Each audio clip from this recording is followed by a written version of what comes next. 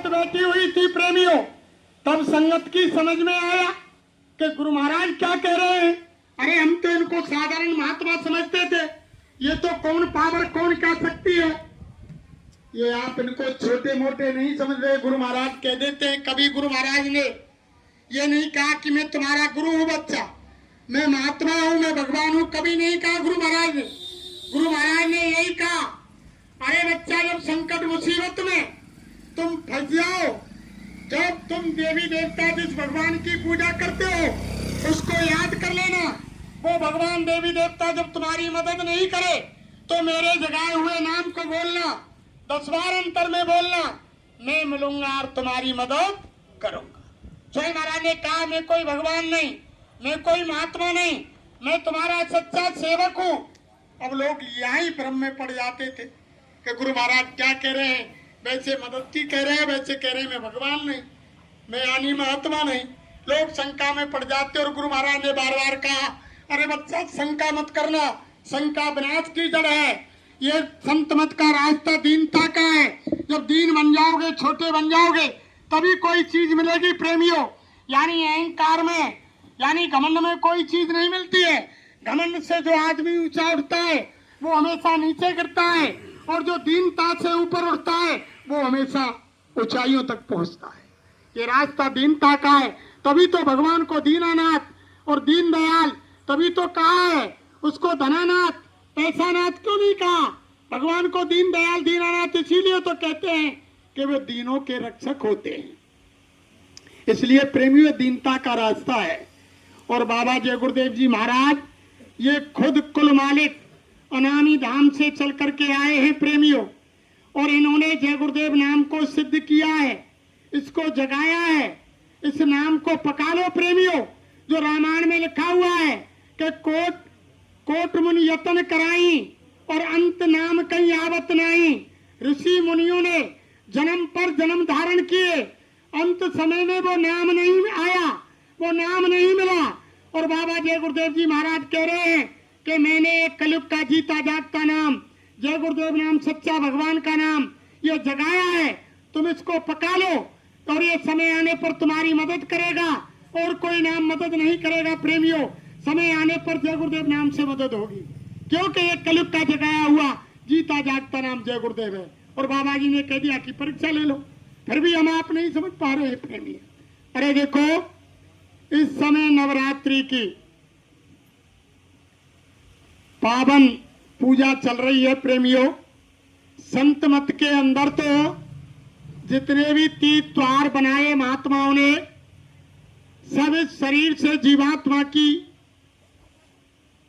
यानी मुक्ति के लिए बनाए, जीवात्मा के छुटकारे के लिए बनाए।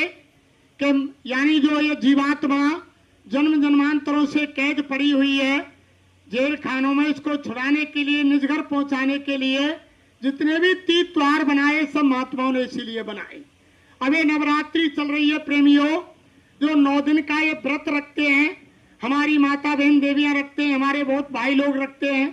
तो गुरु महाराज ने बताया कि 9 दिन के अंदर अगर आप नींबू पानी पियोगे और यानी फल का आहार करोगे हल्का, तो आपके शरीर के जितने विकार हैं यानी वो आपके यानी मल और मूत्र के साथ निकल जाएंगे, शरीर निरोग हो जाएगा। और ऐसे समय में यानी साधना ठीक से बनेगी। और ये समय 2 समय आता है, यानी इधर से बरसात का समय जाने वाला है और सर्दी लगने वाली है, यानी दोनों मौसमों का यहाँ जोंट होता है। ऐसे ही चैत के महीने में नवरात्रि आती है, वहाँ यानी गर्मी का समय, वो सर्दी का समय व्यतीत होता है, और उसके बाद गर्मी का समय आता है, 2 यानी मौसमों का मिलन होता है। ऐसे समय में ये 9 दिन की साधना रखी जाती है प्रेम। अब इसमें महात्मा ने तो ये बताया कि आप महात्माओं के पास आकर के 3 दिन के लिए यानी ये 3 गुणों की साधना होती है, रजोगुण, तमोगुण और सतोगुण। 3 दिन यानी रजोगुण को त्यागो, और 3 दिन यानी तमोगुण को त्यागो, और 3 दिन यानी सतोगुण को त्यागो। तीनों गुणों को त्यागने की ये 3-3 दिन की साधना होती है प्रेमियों। तब यानी उस देवी माँ का दीदार दर्शन होता है। ऐसे नहीं होता है। जब उस देवी माँ का दीदार दर्शन होता है तभी तो रामायण में लिखा है, सुनो तात सोई परम विरागी और तृण सम त्याग तीन गुण त्याग। यानी जो तीन गुणों का त्याग कर देता है तिनके के समान, वो परम विरागी होता है। प्रेमियों, ये तीन गुण की साधना 9 दिन के अंदर की जाती है, तब असली देवी माँ का दर्शन होता है। और हम आप क्या करते हैं, चौकी पर सजावट कर दी और यानी व्रत रख लिया। कोई नींबू पानी से कर रहे हैं, कोई फलाहार करके कर रहे हैं, कोई एक समय भोजन करके कर रहे हैं। व्रत रह गए, दीपक जला दिया, हाथ जोड़ दिया, हम आपने समझ ली कि पूजा हो गई। हम आपने समझ लिया कि पूजा हो गई। अरे पूजा नहीं हो रही है। अगर तुम देवी देवता का, भगवान का, ईश्वर का, ब्रह्म का, विष्णु का, ब्रह्मा का, शंकर का अगर तुम दर्शन करना चाहते हो तो वो युक्ति महात्मा बताते हैं और घर में बैठ करके वो युक्ति करो और जीते जी भगवान का, देवी का, दुर्गा का, माँ का, भगवान का सब दर्शन जीते जी इसी मनुष्य मंदिर में होता है। ऐसे नहीं होता है। आप ये समझ रहे, अरे कभी आपने मंदिर में, घर में देवी माँ की, भगवान की, विष्णु की, शंकर की, राम की, कृष्ण की, हनुमान बाबा की पूजा की? कभी तुमने पूछा जाकर के कि देवी माँ मैं जो ये पूजा कर रही हूँ तुम इनको स्वीकार कर रही हो या नहीं कर रही हो? आज तक किसी ने जाकर पूछा? किसी ने नहीं पूछा। हम मंदिर में चले जाते हैं, जल चढ़ा देते हैं भगवान पर, देवी माँ की मूर्ति पर, हनुमान बाबा के ऊपर, और यानी चंदन टीका लगा देते हैं और जो कुछ यानी प्रसाद, लड्डू, भोग ले जाते हैं वो लगा देते हैं। अगर मंदिर का देवता हमारी बुराइयों को कहने लग जाए, अरे तुम शाकाहारी नहीं हो, तुम झूठ बोलते हो, तुम छल कपट करते हो, बेईमानी करते हो, शराब पीते हो, अंडा खाते हो, मांस खाते हो, तुम रिश्वत लेते हो, अगर मंदिर का देवता, देवी माँ तुम्हारी बुराइयों को कहने लग जाए तो तुम दूसरे दिन मंदिर में नहीं जाओ। अगर वो भगवान, देवी माँ तुम्हारे प्रसाद के यानी भोग के प्रसाद को खाने लग जाए, तुम 1 किलो लड्डू लेकर गए, देवी माँ को, भगवान को प्रसाद भोग लगा दिया, वापस घर ले आए, लड्डू घर में बांट दिया और भगवान, हनुमान बाबा, देवी माँ और यानी वो विष्णु भगवान, राम, कृष्ण वो मंदिर में खाने लग जाए भोग के लड्डू को, 1 किलो लड्डू को साफ कर जाए उसी भोग को मंदिर में, तो कोई भी माता, बहन, देवी, भाई लोग यानी 1 किलो लड्डू लेकर मंदिर में नहीं जाए। एक भी नहीं जाएगा कि वो तो ऐसा भगवान है, वो तो देवी माँ ऐसी है, सारा प्रसाद खा जाती है, कोई लेकर नहीं जाएगा। अरे हम तो स्वार्थ के वशीभूत होकर प्रेमियों पूजा कर रहे हैं, स्वार्थ की पूजा कर रहे हैं। आज देखो जो भी काम, जितने भी धर्मशास्त्र बनाए प्रेमियों, जितने भी महात्माओं ने भागवत गीता, रामायण, कुरान, पुराण, बाइबल, जितने भी धार्मिक ग्रंथ बनाए, आज वो सब धन उपार्जन के लिए यानी पैसा कमाने के लिए लोग व्यापार बना दिया। भगवान का नाम भी पैसे से बिक रहा है। आज रामायण के, भागवत के, गीता के, कुरान के, पुराण के ठेका हो रहे हैं। आज गांव में रामायण पढ़ी जाती है तो रामायण का ठेका होता है कि भैया 11,000 रुपया ले लूंगा, 5100 रुपया ले लूंगा, तो कोई जरूरत रहे, मेरे आदमी आएंगे, अपने आप पढ़ेंगे, अपने आप काम करेंगे। तो भगवान के नाम के ठेका है प्रेमियों। सारा काम स्वार्थ के वशीभूत होकर के लालच में हो रहा है। लेकिन ये ग्रंथ किस लिए बनाए? धर्म उपदेश के लिए बनाए प्रेमियों। धर्म उपदेश जनता में हो उसके लिए बनाए, लेकिन उसकी बात कोई करता नहीं है, और कोई करता भी है तो कोई सुनता नहीं है। अरे हम रात दिन रामायण पढ़ते हैं प्रेमी, रामायण के अंदर तो साफ हम रात दिन पुकारते हैं कि धर्म करो, धर्म करो, धर्म करो। धर्म के बारे में सीधा गोसाई महाराज ने रामायण के अंदर लिखा हुआ है। धर्म के 4 चरण गोसाई महाराज ने रामायण के अंदर बताए कि धर्म न दूसर सत्य समाना, आगम निगम पुराण बखाना। गोसाई महाराज ने कहा कि सत्य के समान कोई दूसरा धर्म नहीं है, कि सत्य मत छोड़े सूरमा और सत्य छोड़े पत जाए, और सत्य की बांधी लक्ष्मी तो फेर मिलेगी आए। और आज क्या हो रहा है प्रेमियों? कि धर्म जा, कर्म जा, ईमान जा, इज्जत जा, भाईचारो जा, समाज जा, रिश्तेदारी जा, सारी चीज खत्म है जा, पर क्या चाहिए? पैसा। इज्जत भी चली जा, लेकिन क्या चाहिए? पैसा। और रामायण क्या कह रही है कि धर्म न दूसर सत्य समाना, आगम निगम पुराण बखाना। सत्य के पीछे आपने इतिहास पढ़ा, सतयुग के अंदर राजा हरिश्चंद्र ने खुद बिक गए, यानी उसका धनमाल, खजाना, राजधानी सबको विश्वामित्र ने मांग लिया और दक्षिणा में 60 बार सोना मांग लिया। 60 बार सोना देने के लिए, सत्य को कायम रखने के लिए राजा हरिश्चंद्र ने खुद बिके रानी को बेचा और अपने यानी रोहतास यानी कुंवर को बेचा, तब सत्य को रखा। आज उनका इतिहास के पन्नों में नाम अमर है। और आज हम तुम एक छोटी छोटी बात पर मुकर जाते हैं, यानी झूठ के पीछे पड़ जाते हैं। सत्य के पीछे राजा मोरध्वज ने प्रेमियों अपने सुत के ऊपर आरा चला दिया। राजा रानी ने ताम्रध्वज को अपने हाथों से 2 फाड़ कर दी। सत्य के पीछे सत्य को कायम रखा। राजा शिवी ने सत्य के पीछे अपने शरीर को कबूतर के बदले में चाकू से काट काट करके तराजू में तोल दिया। अरे महात्मा कहते हैं कि जय गुरुदेव का नाम तू गुनगुना, तेरे जीवन का कोई भरोसा नहीं, कौन जाने कब करवट बदल जाएगा, मौत डायन का कोई भरोसा। अरे प्रेमियों, महात्माओं ने कहा सार जो जगत में धन होता तो राजा हरिश्चंद्र राजधानी पर ठोकर लगाते नहीं। सार जो तन होता तो राजा शिवी कबूतर को तोल करके तराजू में अपने शरीर को देते नहीं।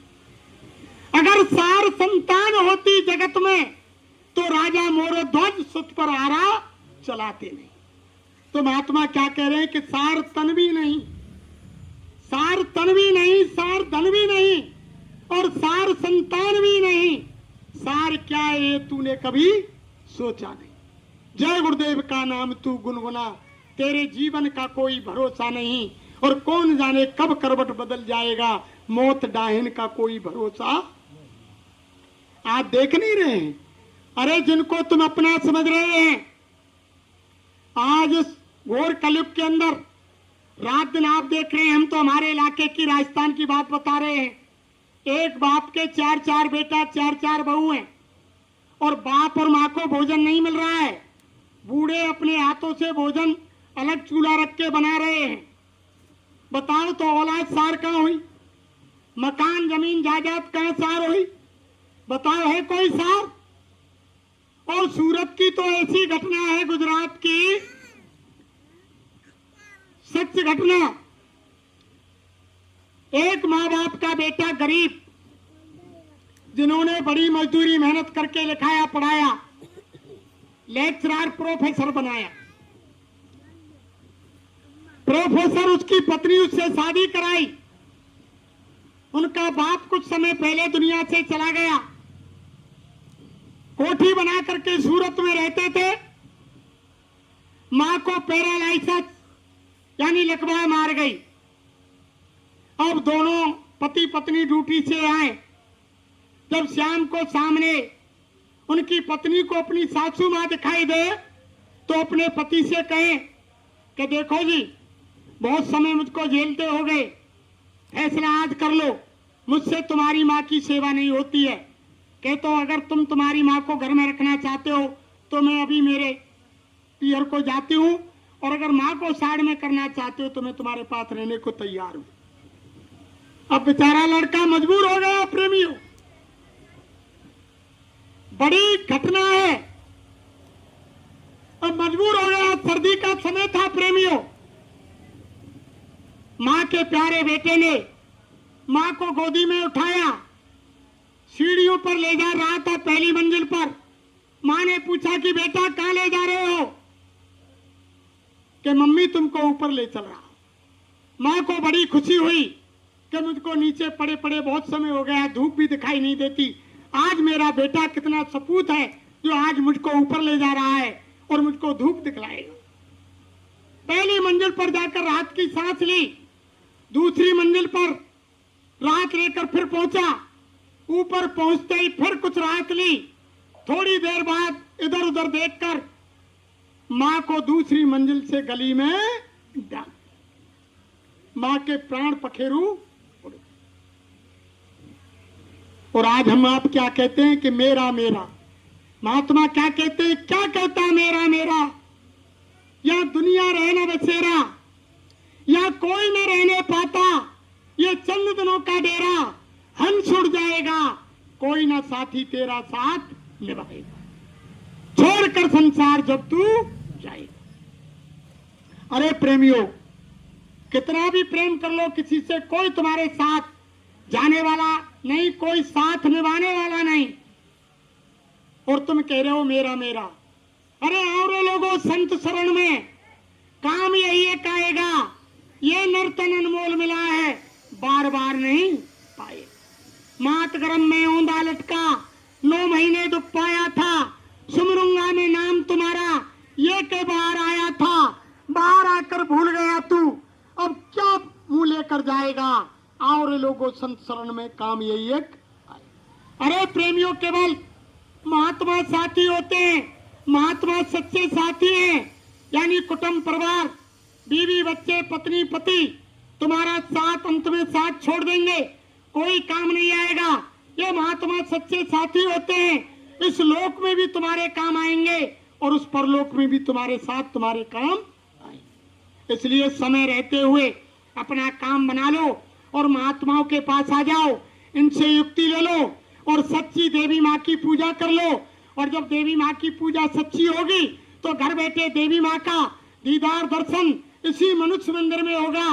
जिन भाई बहनों ने यानी भगवान का, देवी माँ का, दुर्गा का और भैरव का, भूमिया का, हनुमान का जिन्होंने दर्शन किया, जीते जी इसी मनुष्य मंदिर में किया और अपनी धर्म पुस्तकों में लिख गए कि जीते जी भगवान को मैंने देखा। मरने के बाद प्रेमियों परमात्मा वो देवी माँ भगवान नहीं मिलता है, जीते जी मिलता है। इनसे मिलेगा, संतों के वचन मिलेंगे, संतों का सत्संग मिलेगा, तब हृदय पर भक्ति का रंग चढ़ेगा। जब जीव की मुक्ति होगी प्रेमियों, बिना संत महात्माओं के राम कृष्ण से कौन बढ़, और तिन्ने हूँ गुरकीन, और 3 लोक के अधिपति गुरु आगे आधीन, देवी उनके अधीन रहे प्रेम, तो आप कहाँ छोड़े। तो अभी चर्चा चल रही थी कि धर्म के 4 चरण हैं। धर्म न दूसर सत्य समाना, आगम निगम पुराण बखान। यानी सत्य ऐसी चीज है, सत्य को कदापि नहीं छोड़ना चाहिए, कितने भी प्राण संकट में आ जाएं, लेकिन सत्य को नहीं बसरना चाहिए प्रेमियों। दूसरा क्या कहा, दया धर्म का मूल है, पाप मूल अभिमान, स्वामी दया न छोड़िए जब लग घट में प्राण। यानी दूसरा चरण है दया। दया धर्म का मूल है, पाप मूल अभिमान, और स्वामी दया न छोड़िए जब लग घट में प्राण। यानी दया धर्म का दूसरा चरण, दूसरा पैर है। यानी ये हमारे गुरु महाराज कह रहे हैं कि जीवों पर दया करो, किसी की हिंसा मत करो। और दया का मतलब, हिंसा का मतलब ये भी है प्रेमियों, अगर आपने किसी भाई से, किसी बहन से कोई ऐसा कड़वा यानी शब्द अपनी जबान से निकाल दिया और उनके हृदय में वो तीर से भी तेज जाकर लगा और वो मर गए, लेकिन वो शब्द नहीं निकला प्रेमियों, तो वो भी पाप, हत्या बन गई। वो दया नहीं रही, वो भी हत्या कर्म बन गया। हत्या कर्म किसी की गर्दन काटने से नहीं है। तभी तो महात्माओं ने कहा, अरे बानी एक अमोल है, जो कोई बोले जान, ये तराजू तोल के तब मुख बाहर आन। यानी बाणी एक ऐसी अमूल चीज है, वो कहिए कि कोयल काको, कुआ काको धन हरे, और कोयल काकू देत, और मीठी बोली बोल के जग अपनो कर ली। अब बताओ, कोआ किसका धन हरता है और कोयल किसको देती है, लेकिन मीठी वाणी बोल करके कुआ घर पर बैठ जाएगा तो सब भगा देंगे, और कोयल बैठ जाएगी, मधुर वाणी बोलेगी तो प्यार से सुनेंगे। तो वाणी हमेशा ऐसी होनी चाहिए जो किसी के हृदय में कोई वेदना नहीं। तो दया धर्म का मूल है, जीवों पर दया करो, अहिंसा परमो धर्म, किसी जीव को मत सताओ। यानी मोहम्मद साहब ने तो ये कहा है कि जालिम इंसान, इस चींटी को भी मत सता, इस चींटी में भी उस खुदा की यानी नूर है, ये भी अपने बच्चे को दाना लेकर जा रही है, तुम इसको भी मत सताओ। चींटी में भी आत्मा है, अगर तुम उसको भी मारोगे तो उसका भी पाप लगेगा। तीसरा चरण है धर्म का प्रेमियों, परहित सरस धर्म नहीं भाई, पर पीड़ा सम नहीं अदमाई।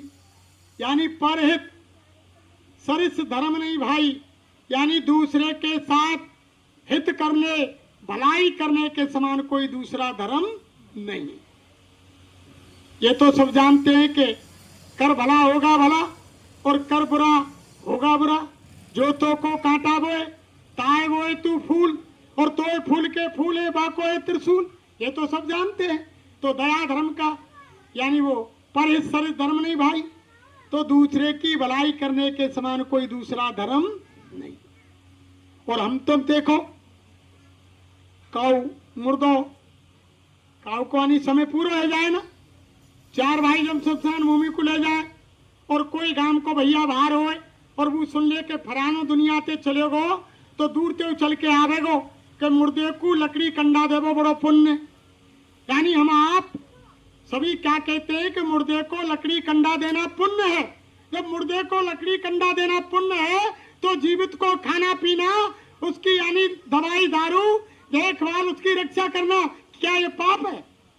ये उससे भी बड़ा पुण्य है।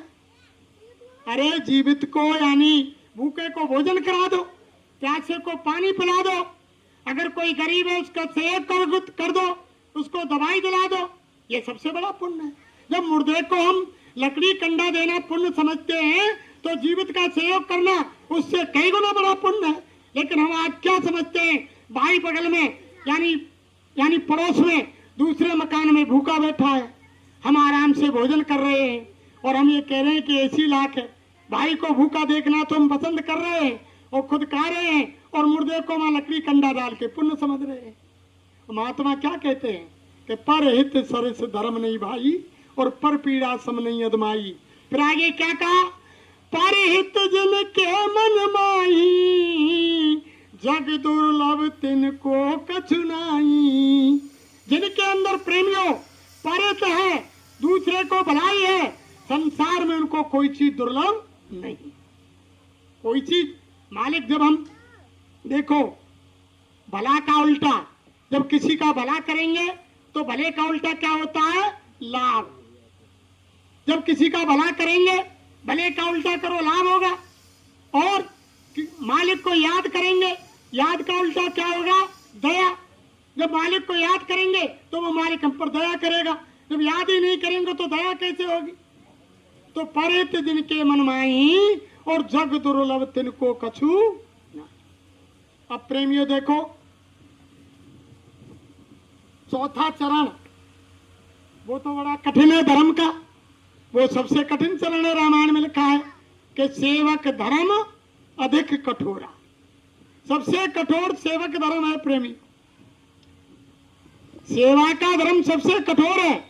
आज कोई सेवा करना ही नहीं चाहता, आज कोई सेवा करना ही नहीं चाहता। और रामायण के अंदर लिखा हुआ है कि सेवक धर्म अधिक कठोरा, सेवा का धर्म सबसे कठोर है। महात्मा को सेवा करवाते थे, साधना शिविर लगती आश्रम पर अगस्त के महीने में। कुछ साल पहले साईं महाराज 15-15, 20-20 दिन की साधना शिविर लगाते थे। वहां एक जगह से मिट्टी उठाई दूसरी जगह डालते थे, और सब बड़े बड़े रईस, डलिया नहीं मिलती तो अपनी साड़ियों में हमारी माता बहन देवियां भाई लोग अपने कपड़ों में मिट्टी उठाते और गड्ढे में डालते। तो देखो, सेवा से अंग पवित्र होते हैं। गुरु महाराज कहते थे मन से, अरे बच्चे बच्चियों पहले सेवा करो, सेवा से अंग पवित्र होंगे, तुम्हारा शरीर पवित्र होगा। जब तुम्हारे अंग पवित्र हो जाएंगे, जब सत्संग सुनेंगे तो सत्संग समझ में आएगा, और जब सत्संग समझ में आएगा तो तुमको नामदान मिलेगा। तो तुम्हारा ध्यान भजन सुमरन ठीक से बनेगा। जब हम सेवा ही नहीं करेंगे, हमारे अंग ही पवित्र नहीं है, तो फिर कैसे सत्संग समझ में आएगा और कैसे यानी ध्यान भजन सुमरन बनेगा। इसीलिए तो सत्संग समझ में नहीं आता है, महापुरुषों की वाणी समझ में नहीं आती है और ध्यान भजन नहीं बनता है। हम बैठे बैठे खड़े हो जाते हैं संसार की चर्चाओं को लेकर, और यानी हम भजन पर बैठ गए, संसार की चर्चाओं में संसार में घूमते रहे और घंटा 2 घंटा हुए खड़े हो गए। इसीलिए तो भजन नहीं बन रहा है। इसलिए महात्मा कहते हैं सेवा करो। सेवा माँ की, बाप की, बुजुर्ग की, यानी संत की, महात्मा की, आए की, गए की, जानवर की, पक्षी की, गौ माता की, यानी सेवा किसी को, सेवा तो सेवा ही होती है। जब सेवा करेंगे तो उसका फल मिलेगा। हम आप ऐसे ही नहीं आ गए, ये सेवा का ही तो पुण्य है जो रामायण में लिखा हुआ है कि पुण्य पुंज बिन मलई न संता, और बिना संत नहीं पावे यानी पंथा।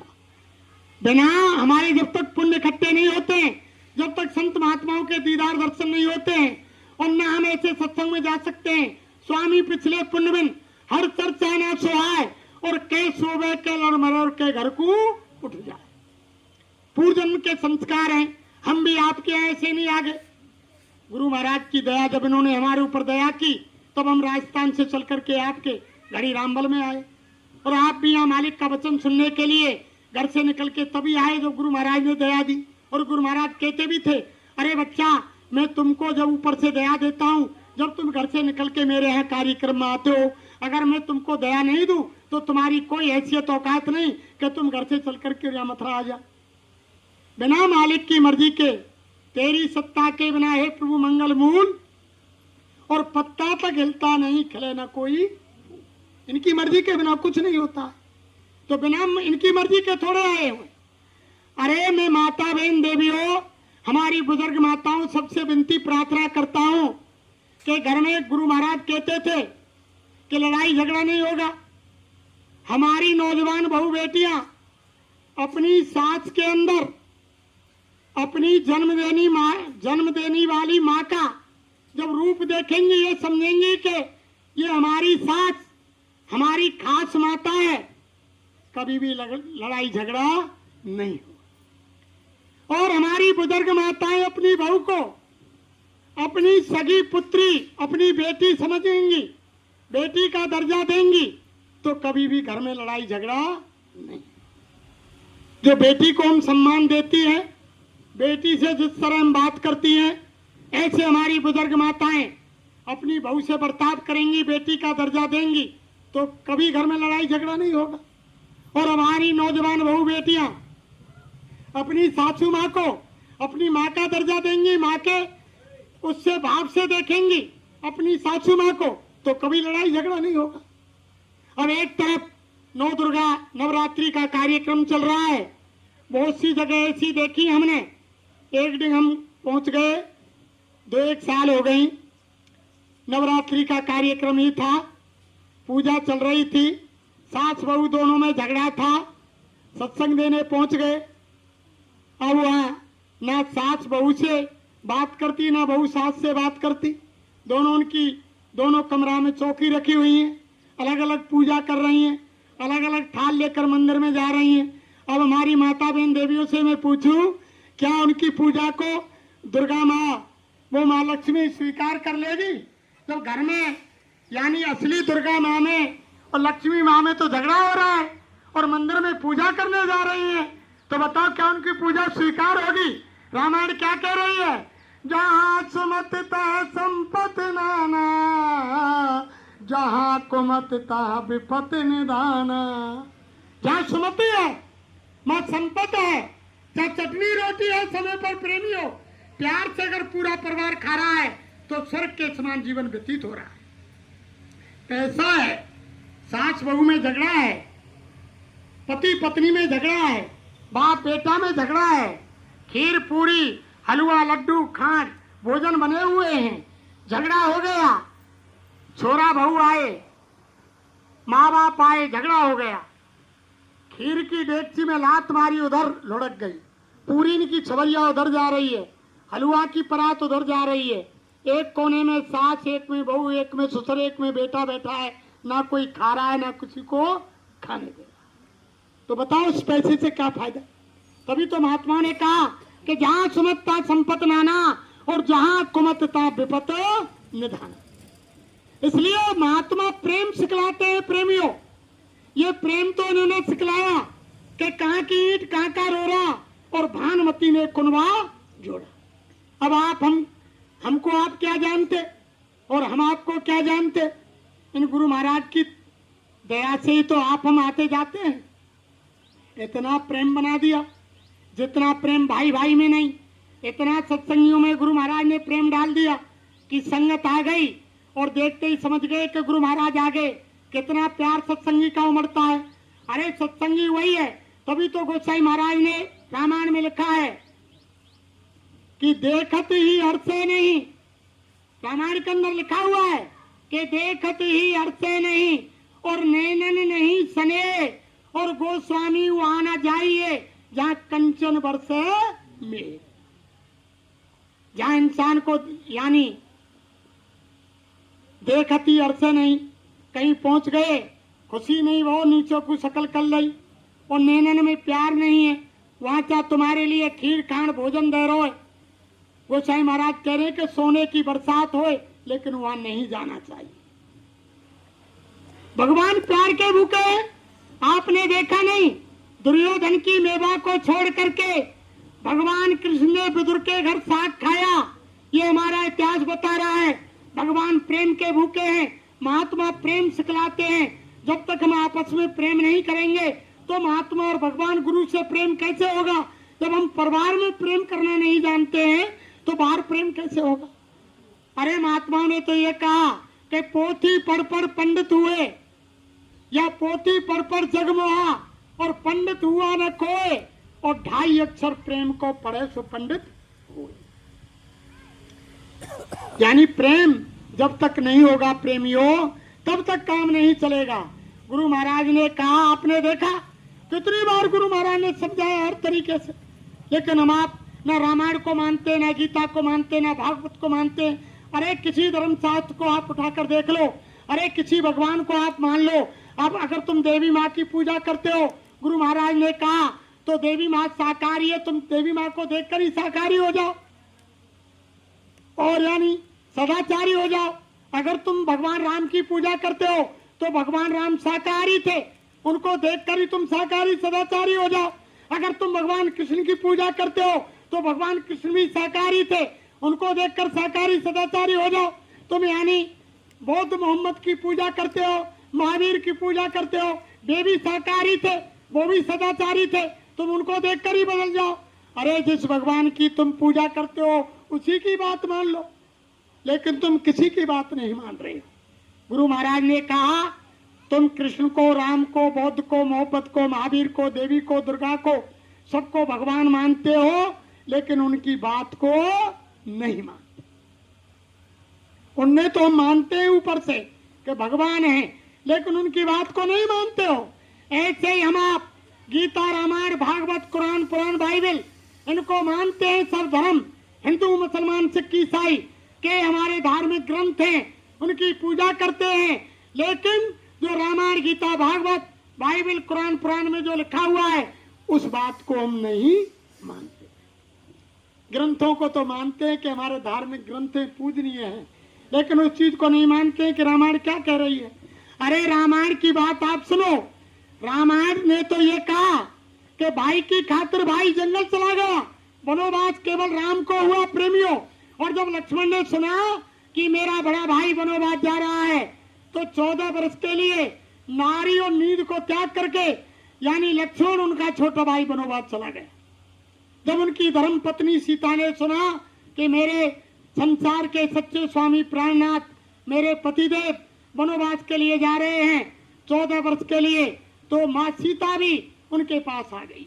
राम ने समझाया कि देवी सीता, जंगल में तुम्हारे लिए ये गद्दा फूलों के बिछोने नहीं मिलेंगे, गलीचे नहीं मिलेंगे, खाने को 36 प्रकार के भोजन नहीं मिलेंगे, जमीन पर घास फूस के बिछोने पर सोना होगा, ऊपर के और कंदमूल फल खाने होंगे। सीता ने कहा कि प्राणनाथ मैं चलूंगी। तो गोसाई महाराज ने रामायण में क्या लिख दिया कि जल बिन मीन नदी बिन बारी, ऐसे ही नाथ पुरुष बिन नारी। सीता ने कहा, हे मालिक, हे स्वामी, जैसे जल के बिना बारी बेकार है, जल के बिना मछली बेकार है, ऐसे ही अपने संसारिक पति के बिना पत्नी बेकार है। मैं यहाँ नहीं रहूंगी और तुम्हारे साथ अवश्य सेवा को 14 वर्ष के लिए वनवास में कोई कष्ट उठाना पड़े। वो यानी चली गई। अरे तुम रामायण को मानते हो तो रामायण से सीख ले लो। आज क्या हो गया तुमको जो रामायण को मान रहे हो कि हमारा धर्म ग्रंथ है और भाई भाई के खून का प्यासा है, भाई भाई की शक्ल को देखना नहीं चाहता। और अगर बाप बेटा हमें बंटवारे में बाप ने किसी बेटा को 1-2 बिस्से जमीन कमती बढ़ती दे दी तो बेटा ने बाप को ही काट दिया रात में कि हमारा बाप ही नहीं, भाई ने भाई को काट दिया। अरे फिर तुम क्या राम को मान रहे हो, क्या कृष्ण को मान रहे हो, क्या देवी देवता को मान रहे हो, क्या यानी गीता रामायण भागवत की पूजा कर रहे हो, क्या देवी देवता की पूजा कर रहे हो। तो बाबा जय गुरुदेव कह रहे हैं कि जब तक तुम्हारे अंदर शाकाहार सदाचार नहीं आएगा और यानी प्रेम मोहब्बत नहीं जगेगा तब तक यानी तुम्हारा काम बनने वाला नहीं है। इसलिए प्रेमियों बाबा जी की बात को मान लो। ये तो ऐसे है, गुरु महाराज ने कहा, अरे बच्चा, मैं जिसको एक बार देख लेता हूँ उसको जीवन में भूलता नहीं हूँ, और जिसका एक बार हाथ पकड़ लेता हूँ उसको कदापि छोड़ता नहीं। ये जिसका हाथ पकड़ लेते हैं छोड़ते नहीं। चाहे तुम कितना भी कोशिश करो, अगर तुम इस जन्म में यानी पैसे के मद में आकर के, परिवार के मद में आकर, गाड़ी घोड़ा और यानी कुटुंब परिवार को ऐसा मद, जमीन जायदाद कोई ऐसे मद में आकर तुमने अगर भजन नहीं किया तो ऐसी जगह जन्म दिलवाएंगे गरीबी में जहां तुमको मजबूर होकर के भजन करना पड़ेगा, लेकिन बाबा जी तुमको छोड़ेंगे नहीं। उन्होंने कहा है कि मैं बच्चा ठेका तो एक जन्म का लेकर आया हूं, आज तक के जितने महापुरुष थे सबने 4 जन्म का ठेका लिया कि पहले जन्मे गुरु भक्त कर और दूसरे जन्मे नाम और तीसरे जन्मे मुक्त पद, चौथे में निज धाम। एक जन्म तो प्रेमियों गुरु की भक्ति करनी पड़ती थी, महात्माओं के आश्रम में धोती लंगोटी धोनी पड़ती, झाड़ू लगाने पड़ते, बर्तन साफ करने पड़ते और पानी भरने पड़ते, जंगल से लकड़ी लानी पड़ती, भोजन भंडारा बनाना पड़ता था, बड़ी सेवाएं करनी पड़ती थी, जब जाके वो नाम की दौलत मिलती थी। और दूसरे जन्म में जब दौलत मिलने के बाद तीसरे जन्म में मुक्ति और चौथे जन्म में यानी निज धाम मिलता था। आज इतने दयालु महापुरुष आए जिन्होंने खुले मन से नाम की दौलत को लुटाया और कहा, अरे ले जाओ बच्चा, जय गुरुदेव नाम के हीरे मोती मैं बिखराऊं गली गली, और लूट सके तो लूट ले बंदे, शोर मचाऊं गली। बाबा जी ने कहा, रे बच्चे बच्चे ले जाओ, मैं जय गुरुदेव नाम की दौलत लुटा रहा हूं, ले जाओ ले जाओ, भर भर के ले जाओ।